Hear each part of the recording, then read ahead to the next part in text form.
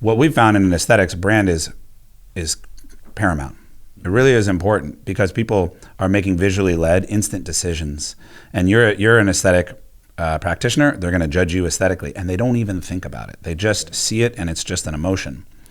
So you can do the best marketing in the world, but if that site doesn't really just convey, the same way when they walk into your practice, you want them to go, okay, yep, this is the place for me. And it's not a conscious decision. They just feel like this is the person who I'm going to trust with my aesthetics. You want to convey that through your website. You can do all the best marketing in the world. If your website doesn't convey that, you're going to have underperformance, compared to what you could have.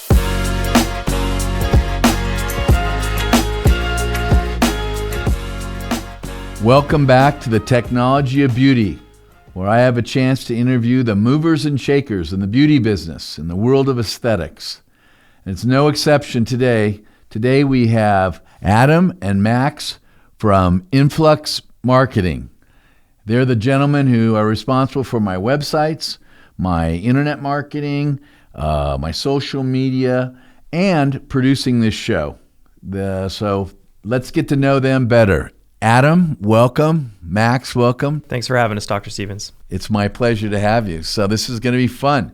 Tell me a little bit about yourself and about Influx. Sure, yeah. So Influx, I guess we can go back to how the company started, which there's Max and I, and there's two other partners that started it. We come from kind of our arc is we kind of each had our own backgrounds it's kind of diverse. Some of us worked in PR, some of us worked in different marketing agencies, and we come from a marketing and a PR background. And then we started working in the field of aesthetics probably about 9 years ago. Yeah. And we kind of ended up meeting each other more at that time period, and we found aesthetic marketing really interesting to us and a big growth area. And then at about 6 years ago, we decided to start our own agency. And but initially, we kind of went in a completely different direction. We started out by going in the direction of, we worked with some big Fortune 500 companies. We worked with DirecTV, we worked with AT&T, and we worked with a bunch of different startups, tech startups. And there was a bunch of there was a lot of interesting things in that area where we found growth strategies and certain automation and technologies and marketing strategies that were being used to kind of grow some of these huge tech startups like Facebook, that's now obviously a huge public company. We saw it kind of at the enterprise level and at the startup level, which is really kind of two sides of the spectrum.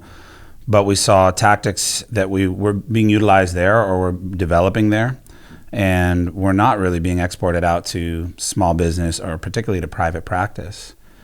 And as much as we were fascinated with all this fun stuff we were doing, aesthetics kind of just kept knocking on our door again. And we had worked with aesthetic practices largely in Los Angeles for a few years, and then it kind of just kept calling our name and coming back to it, and we ended up falling back into it and finding that we were actually really passionate about serving that sector or that industry with these tactics and strategies that we just really didn't see anyone else deploying in aesthetics. And it was an opportunity, but it was also kind of just something we gravitated towards. And when we really sunk our teeth into that, it sort of took off to where Influx Marketing is. And that's been, you say, about a 9-year period? Yeah, that moment in time that we're talking about is about 6 years ago. Okay. And that was when Influx began. As Adam mentioned, we come from diverse backgrounds of design. We have two other business partners from design, PR, branding, just corporate communications. And where are you located right now? So our primary office is in Pasadena, just outside of in Los Angeles County, and we're now kind of forming an office in Salt Lake City.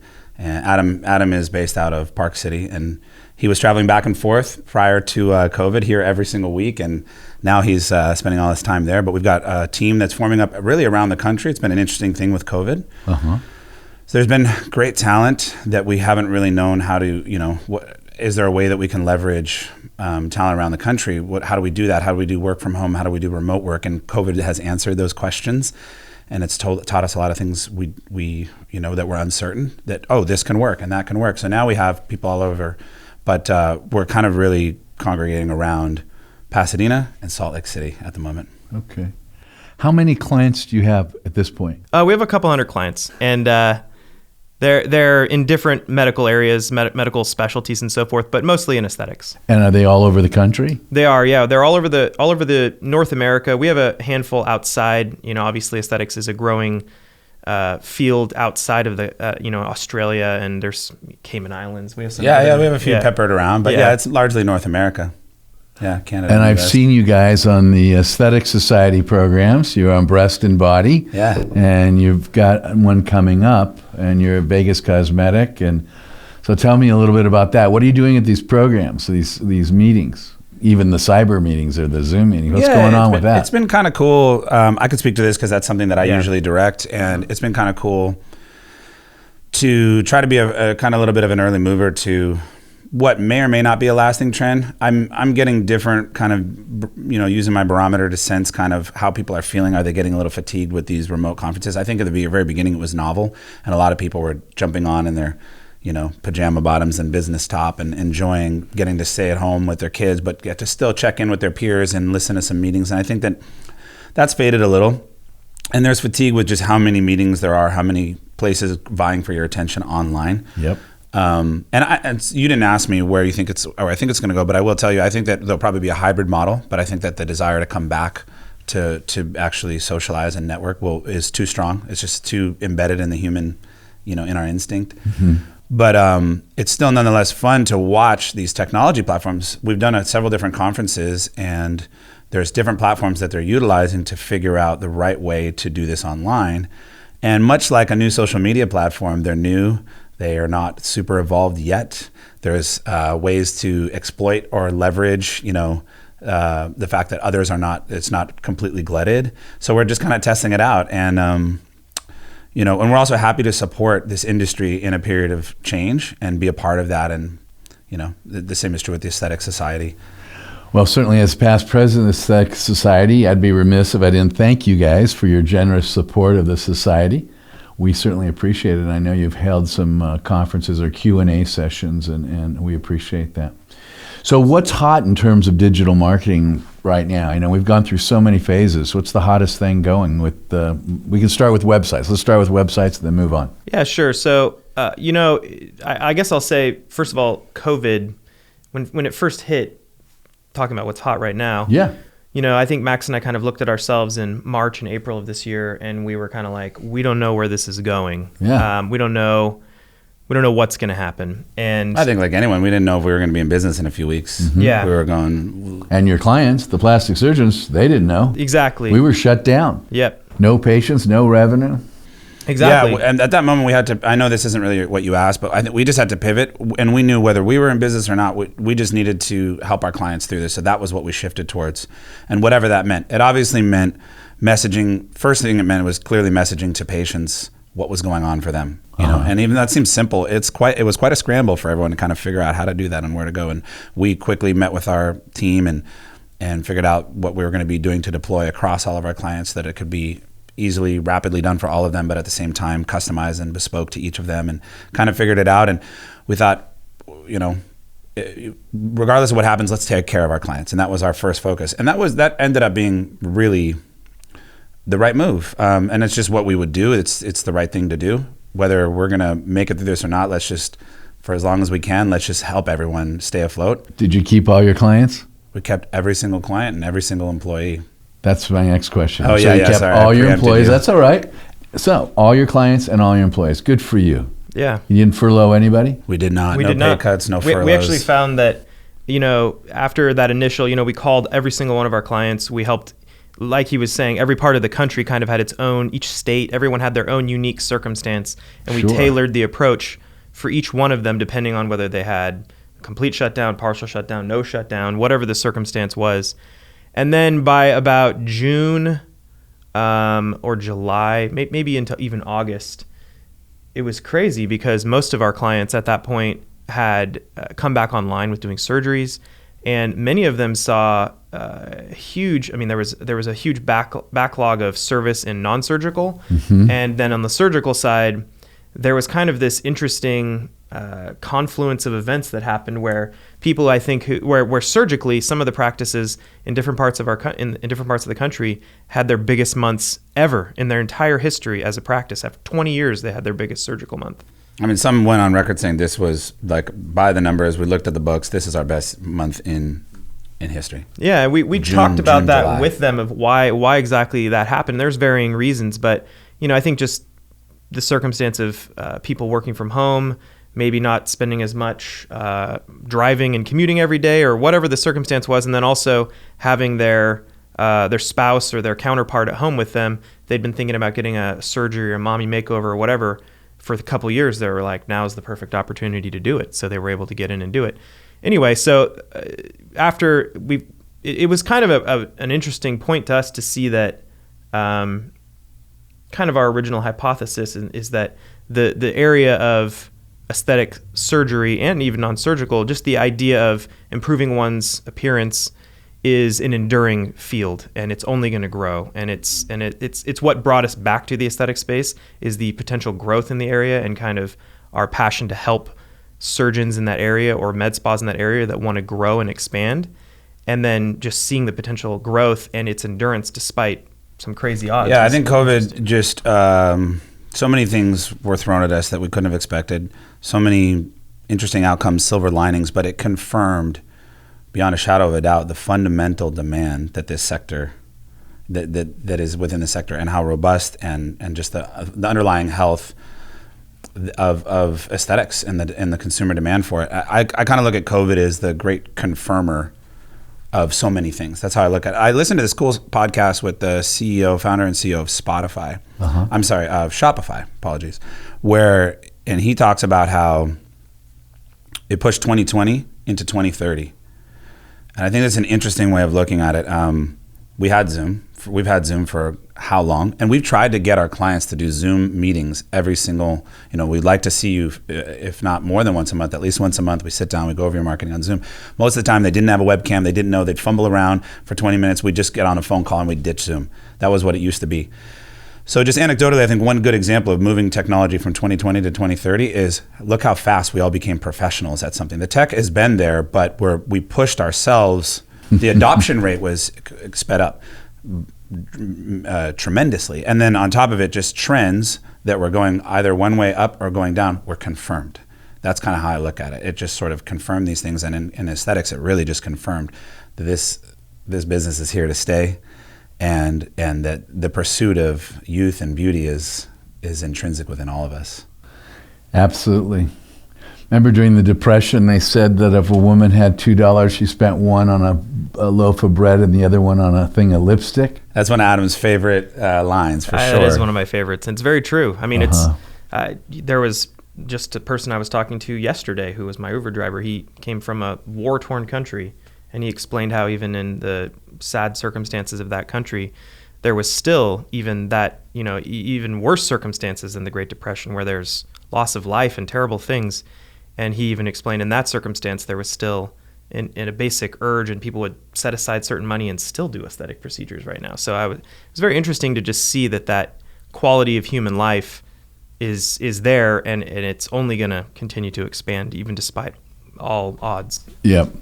I think a lot of us were surprised at the pent-up demand and the increased consumption as soon as the doors started opening a little bit. And we assured the safety of our clients and so forth. I think we were all somewhat taken aback at just how many people came in and how badly they wanted surgical and non-surgical. And many of us are much busier than we've ever been. Another thing contributing to that, I think, is the whole concept of Zoom calls and the very fact that people are staring at their faces. Yeah. Be it their baggy eyelids or their saggy necks or skin, especially men. They generally looked at themselves twice a day, once or twice a day at most, right? Sometimes just once a day when they shaved or something and brushed their teeth. And now many of us guys are staring at ourselves 4, 6, 8 hours a day. And I get calls from my friends who sheepishly say to me, hey, I've got this turkey gobbler, I guess, and I'm hearing it over and over. And it's obviously not just men, because women have been doing it forever, putting on makeup and looking at the mirrors. But now they're also looking at in those Zoom, they're looking at their faces in these group calls. And I think they're saying, I really want to look better, and they have the time to do it. So I don't see any end in the near future. I certainly don't. Is the internet traffic reflecting this? Are you seeing numbers that would support this concept Absolutely. in terms you of can search speak to that. Yeah. or however yeah. you would quantify it on a digital basis? Yeah, well, there's a number of things that would indicate or reflect or represent that what you're talking about. At one of the talks that we just gave at the Aesthetic Society meeting, we spoke about some of the changes we're seeing, or really we're trying to focus on opportunities that might be resulting that you can get in your digital marketing as a result of all this. And one of the things we've seen is some people are spending less on their advertising, but those that are spending are continuing to spend are getting a lot further with that budget. Okay. Also, another thing is as there's more search demand coming online, particularly we're just really speaking of Google when we talk about search demand, the cost is coming down actually at the moment. Why is that? Just because there's more volume of searchers, which just means there's more. So the price per it's searcher? a bid system. So Yes. if there's a lot more searchers, then that would reflect the amount of people flocking to Google to find out about these things. And I think that's a function of time. I have anecdotal stories I could tell people in my own life who I don't know if I can really even explain why, but they've been thinking about a surgery for a long time, and they're really kind of thinking maybe now. And I think it's just we're holding our device in our hands, even more, and there's more time, and there is the Zoom factor, and I think it goes well beyond even just Zoom, but that's a real thing. I was going to say earlier, I've learned now that I have 11s, and I didn't really notice until I was scrunching all the time on Zoom. So I think Zoom is. You didn't know? We all knew you had 11. You didn't tell me. Every time you were upset, we saw these 11s. Yeah, I need to address those, and then I'll be able to keep my poker face a little better with you. But I think Zoom is particularly on the non-surgical side, on the toxin side. Zoom obviously makes a ton of sense. But even I've been considering. I'm always rocking the baseball cap, and even I've been considering maybe I need to do the hair restoration. I don't know. I don't know what it quite is. That self-care is really becoming just like an important part of. Maybe there's also an aspect of looking for outlets for to just make ourselves feel better as we've been kind of locked up, and I just it's an amazing thing to see that there's just been this huge surge, and it's men and it's women. So do you think it's maybe therapeutic? Do you think people are coming out because they miss the social interaction? You're saying it better than I said it. That's exactly what I'm talking about. Yeah. Yeah, and there is that too. Just if you have an excuse to go do something where you can interact with another human being, even what we're doing right now, we all miss this. I miss it. And I do think Adam and I were talking about this. I think people are comfortable obviously as a surgeon, you're not same thing as an internist, but you're going to a regular doctor, but you're still a medical office, and I think people feel really safe going and doing that, and there's not much concern there. Well, we go out of our way, and all of the board-certified plastic surgeons I know are screening their patients heavily, taking their temperature, taking their pulse oximetry, giving them questionnaires, and certainly if they're going to operate on them, they give them COVID tests and other things. And also when we're doing facial procedures, we irrigate the nose with a betadine solution. We have them gargle with an alcohol-containing antiseptic or something like Scope or one of the mouthwashes, and to try to protect their health as well as my employees and their employees. So Equally this is a important. two-way street, right? Absolutely. So we want to do everything we can to reduce the risk to both parties. Right. They know you're much more qualified to make the surrounding environment safe for them as opposed to whatever other kind of business. So I think that's a factor as well. But yeah, it's certainly reflected online. The traffic numbers, those other ways that we see it in like I said, the cost per click or the cost per acquisition we see changing, and those things do reflect the amount of activity. And there's so much appetite now for we've talked about this, but virtual consults, online scheduling systems, and practices are really, again, talking about the great confirmer of COVID practices, really know now. I think many did know that they really need to be digital, but many were slow going, and it's really, there's no question left over of where you need to be and where it's going. So would you suggest for the physicians listening to this, the plastic surgeons especially, that this is the time to double down their marketing, or is this the time to slow down their marketing because they're getting more bang for their buck? I mean, what advice would you have in terms of their marketing budgets right now? Absolutely.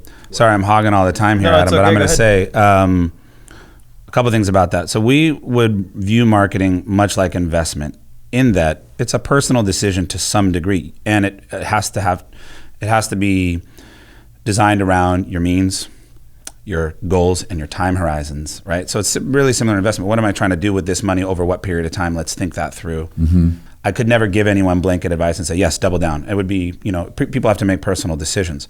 But what we've been kind of saying is, yes, a rising tide will lift all ships, but how about, do you want to get a disproportionate piece of that pie? And is there an opportunity to do so? And the answer is yes. And if a person has the budget and has the means to remain aggressive on the marketing, and also has the back office means or front office or however you want to call that to really capture what they bring in, yes. If you don't, that last aspect I brought up is super important to making sure that you're capitalizing on your marketing spend. But absolutely, and that goes not just for paid channels as well as your social media and all the channels on which you can be putting out content and marketing. The eyeballs are there. So if you want more of them, yes. And it's work that you have to put in, but yes. What's the most effective form of advertising or marketing? You've mentioned a number of them. Is it Google search? Is it paid ads? Is it social media? Is it Facebook? Is it Instagram? What's the most effective right now? Most effective right now, like if you want to flip a switch, I would say is Google search ads. But typically also what we advise is there's no like one-shot solution. I think having a holistic approach is the smartest way. If you want to be able to flip a switch and get new patients acquired right now, because of that opportunity that you just mentioned where there's more search volume on Google, and there are some people who are still kind of trepidatious, so they've pulled some of their ad spend, there's the opportunity to reach more people at less of a cost than what it was just 6 months ago, based on the numbers we were just looking at in the last month. And so you can just flip that switch and get the exact kind of surgeries that you want in your given market. Not every single market is the exact same, but generally speaking, that is what I would say would be the fastest bang for your buck this second. But generally, I would say taking a holistic approach is the best approach, because we've worked with some practices where maybe they've produced a bunch of content for YouTube and they get a whole bunch of their new patients off of YouTube or off of Instagram, social media, let's say, or they've been all in on SEO. And then all of a sudden for the YouTube person, maybe for some unknown reason, because they built their house kind of on someone else's property is what we call it, maybe their account is suspended for a moment. All of a sudden their new patient flow dries up. And drawing comparisons again to investment, it's diversification. Clients ask us all the time, what's the next big platform? What's the next big wave I need to be on? Right. That's also personal. And again, a personal decision, like TikTok is the one that everyone's talking about these days. But I have doctors who say to me, I'm not going to dance on camera like that. You know what I mean? And you go, yeah, well, you have to decide, like, what are you going to really be able to stick to? It's going to work for some people and they're going to be massive successes through it. Is it going to be is there going to be a pattern that every single person can follow? No. And each person needs to pick what they're really comfortable with. In investment, you might pick a sector you really understand and you really feel some passion about, and you dive into that. And so someone might decide that they're going to make really engaging content it's a younger generation on TikTok, but they're placing a nice bet now if they can plant that seed and let it grow. And someone else might decide that they want to write really great, engaging long-form content on a platform like Medium, which is a blogging platform, and put that content out there and create themselves as a thought leader in aesthetics. And that might be more their bag, So there's a personal aspect to it as well. Like Adam said, if you're just saying, look, and we do have people who say, look, I'm in a situation here, I need to get some revenue going now. That's cool. So we're going to bring in some income stocks that are going to pay you today, so to speak. I'm talking ads versus some high risk growth stocks that you'd look at longer term. And that would be Google Ads. And I want to mention that there's over the past, I guess 4 or 5 years, Facebook and Instagram advertising has become really prominent in this sector. And while it's really is also effective and the cost is generally a lot cheaper than Google, what we find, particularly when we're talking about surgery, is that the leads that come in through Google are much higher intent. And right now they're cheaper than they usually are, is what our data shows across a sampling of our accounts. And so at this exact moment, it creates an opportunity. There's many people who would sit here and argue with you and say, I can't believe you're saying Google. I just talked to someone the other day who said, like, isn't it just like, they call it quicksand, because they're just like, what, quicksand. Does it really still work? And I was like, yeah, absolutely it works. But I'm not saying it works across every sector. We're talking about aesthetics. We're talking about surgery. You really have to be thoughtful about what vehicle you're using for what goals. So if we're talking about surgery, it's definitely Google. And I would look at Facebook and Instagram if you're looking at non-surgicals, just to be clear on a little bit of nuance about that. Okay. Yeah. Well, which procedures are the most popular that are searched on Google?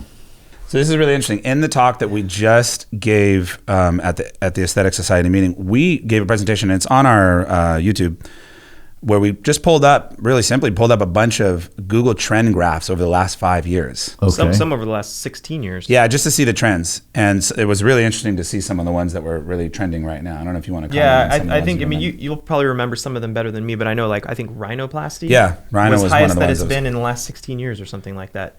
Recently, just since basically July of this year. Darn. What else? This is Google Trends taking all this liposuction? data. Lipo was higher up as well. Is that because of the COVID-20? Yeah, I think so. I think so, yeah. I mean, Google's taking this data and kind of aggregating general interest. It's not people who are only typing in the word liposuction, and they might not be searching with intent to actually do a surgery now, but just the interest in the topic, they kind of roll it up into a number, and they show it at its peak Okay. just after COVID, just after the reopening, essentially. Yeah. So it's really interesting. So I think facelift actually was surprising. On that Google trend, you'd have to corroborate this with other information, was slightly flat by comparison to some of the others, which goes against some of the data that others are saying about facelifts being extremely popular. But it's definitely a lot of face, but then there's also and breast, interestingly enough, which you wouldn't think would, that's where I say it's not all Zoom. There's more to it. Oh, yeah, there's got to be. Yeah. But if you broke it down between face, body, breast, just not even saying what breast, like breast enlargement, breast reduction, breast lift, but if you did face, that would include facelifts and rhinoplasties. Face, breast, body. Where are you seeing the biggest changes, or are they equal across? I would say it's almost equal jumps across them. I don't know if you have the same. I'm gonna pull up some charts that actually show. I think I would actually say face is, if I'm just taking face and I'm including surgical and non-surgical within that, I would say face has gotten the most, and that aligns with the Zoom storyline and all that stuff.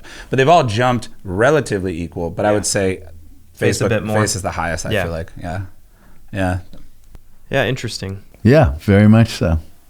So what advice do you have for people who aren't with you yet? I know your advice to them is to come to you and let you build their websites and so forth. But let's take the guys and gals that aren't your clients, the plastic surgeons out there watching this right now.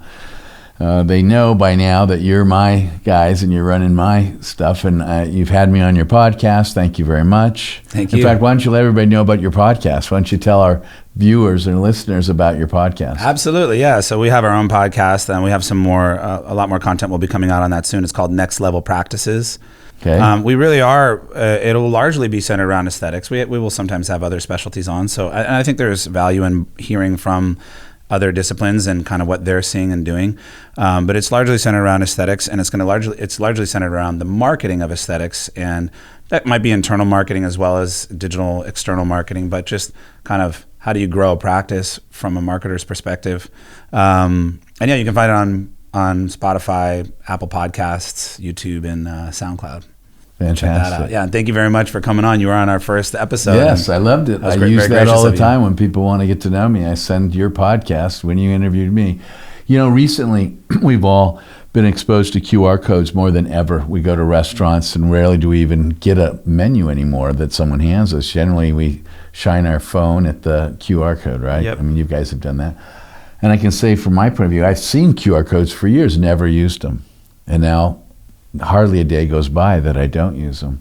What role do you think QR codes will play in aesthetic marketing and going forward? Yeah, it's interesting. We always talk about these technologies that come a little early and then they kind of fade away and then they come back.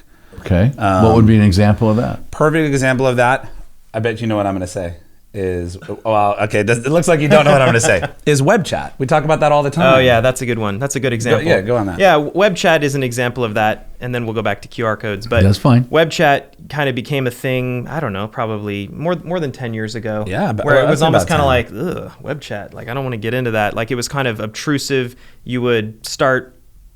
I think the promise of it was good until the experience was awful, that you would always be talking into an abyss. The experience wasn't there. A person would start writing on it, and 9 times out of 10, there would be no one there. The experience and the technology hadn't been refined enough where They had automations and so forth associated with it. And then, I don't know, I guess really in the last 3 years, it really kind of started getting there. There's a company that I'm forgetting the name of right now that does a lot of B2B. Swell CX. Yeah, Swell. Yeah, they're a cool company. Anyway, there's a few different companies that have come along that have really brought it back, where having an online chat system, especially during COVID times, where you don't necessarily everyone texts, like I think we've talked about, like, why are you calling me? Just text me, kind of a thing. So having a good workable solution like that on a website is something that now actually works, and it's good, and people are kind of like, why don't you have that on your website now? Whereas if you look back 10 years ago, it was almost kind of like a sign of maybe a site that was not where you want it to be. Not well maintained. Yeah, not well maintained. Yeah. So that's an example. QR codes is obvious. They've been around for years, like more than a decade. But it's super interesting what you're bringing up. I didn't even really think about that. I am seeing them all the time on, when I go out to eat on the table, et cetera. And you're right. It's this use case for it that's come up that has all of a sudden commanded it back into our faces. And we go, oh, this actually has a use. And I think that the integration into mobile operating systems is what's made it now. You just pop up your camera and it's super simple now. Right. By the way, two other examples of things that came early and went. One of them is the internet, by the way. If you look at the .com bubble, and then the promise of it came true, and that might happen with something, say, like cryptocurrency in the future. It happened and it went, and then its slow long tail comes on back, kind of a thing. That's an aside, but I think that may be happening with QR codes. It's kind of interesting. We're also in a less physical world today, but there are those industries, yours namely, where you need to be. You're never going to be completely virtual. Patients are going to come into your practice, and it is what I really do think is going to be the future is you'll control many more things by your phone. So I don't think Apple Pay is a perfect example, but I don't think you'll touch. Still today, we all have to touch the touchscreen, right? And then you have to. There's a bottle of hand sanitizer right there, and you clean it afterward if you sign a touchscreen. So that'll all happen through your phone. Is my feeling. I think elevator buttons will be the same. You'll do it through your phone. You'll never touch anything. So I think that's where QR codes will play a major factor in those places where you still do have to arrive in person, a restaurant, a plastic surgery practice, and you want to get some information, and instead of handing you a tablet or making you touch something, some buttons or screen or anything like that, boom, you pull it up to your phone. So I think that's really relevant in those types of touch points. Okay. Yeah. Any other predictions as you look into your crystal ball? Well, one other thing I will say is that just as an advice to anyone, I know there's plenty of people who will be watching this who are not our clients, and that's fine. I will say that one of the things that just generally in this space, you're selling a service that is an aesthetic, having a nice looking practice, providing the service that improves someone's appearance. And so the importance on having a digital storefront that is impressive, that has a good solid brand to it, that is designed in such a way where it's not over-designed. There is such thing as over-designing something where it's so fancy that it maybe doesn't convert, or so kind of underdone and not great that it doesn't give a good brand impression. You need to find that right balance where you have an impressive brand that's good, but also that's designed, the website and the experience is designed to actually convert that patient and get them interested and get them to pick up the phone and call you or jump on chat and inquire into your practice. That's something that no matter which market, that's something that we've worked to focus as a specialty of ours, where we've seen the pendulum swing too far in one direction with the over design or too far. There's companies out there that are only web design companies, and they might be able to make something that seems beautiful, but they don't have the marketing side on their practice. So they don't know the details of what the end product of that website is, which is to get it to convert and to ultimately get you more patients that are the kind of patients you want. And then conversely, you have only marketing companies that maybe are kind of soft on design. They might make a website that seems really functional, but the brand and the appearance of it is not quite there. Finding that marriage right in the middle is where I think that we are uniquely different, because we have one of our partners who is a designer, and so one of our partners, who's our CTO, is extremely technical, and so those things are pretty important to have. I think a really core understanding of those things at the top of your organization, and to be able to deploy on both of those aspects really wisely and thoughtfully. I might be a little bit repetitive to what you're saying, but we've seen companies that will take a marketing system that works, but really try to roll it out big, and it gets a bit templated. or vice versa, really focused on design and appearance, but not really understanding marketing. What we've found in an aesthetics, brand is paramount. It really is important because people are making visually led instant decisions, and you're an aesthetic practitioner. They're going to judge you aesthetically, and they don't even think about it. They just see it, and it's just an emotion. So you can do the best marketing in the world, but if that site doesn't really just convey, the same way when they walk into your practice, you want them to go, okay, yep, this is the place for me. And it's not a conscious decision. They just feel like this is the person who I'm going to trust with my aesthetics. You want to convey that through your website. You can do all the best marketing in the world. If your website doesn't convey that, you're going to have underperformance, compared to what you could have. That's the best way I could kind of generally put it.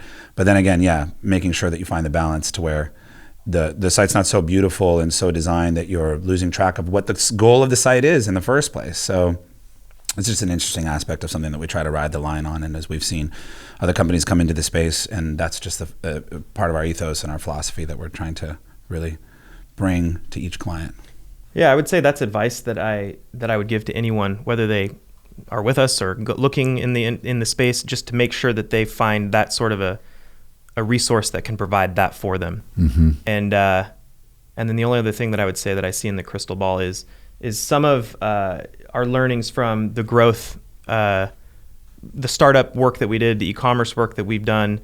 There's certain areas like automations and certain systems of growth that are used in those spaces that I think we're going to see more, and we're certainly bringing it to our clients. And I see that over the next 5 years, that's going to become more and more prevalent, delivering media content in the right way to, in an automated fashion and in a way that's not obtrusive or bad, like how maybe past experiences have like tried to attempt to do.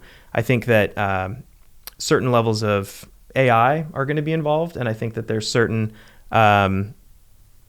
automation systems that will improve the ability, certain technologies like that are already being used that are going to be coming more and more into the aesthetic space to help with patient acquisition. I don't know if you have anything you want to add to that. Yeah, I mean, I think all of that stuff, automation, AI, whatever, it's just more technology. And that's a bit general, but we're seeing practices adopt technology at a much faster rate.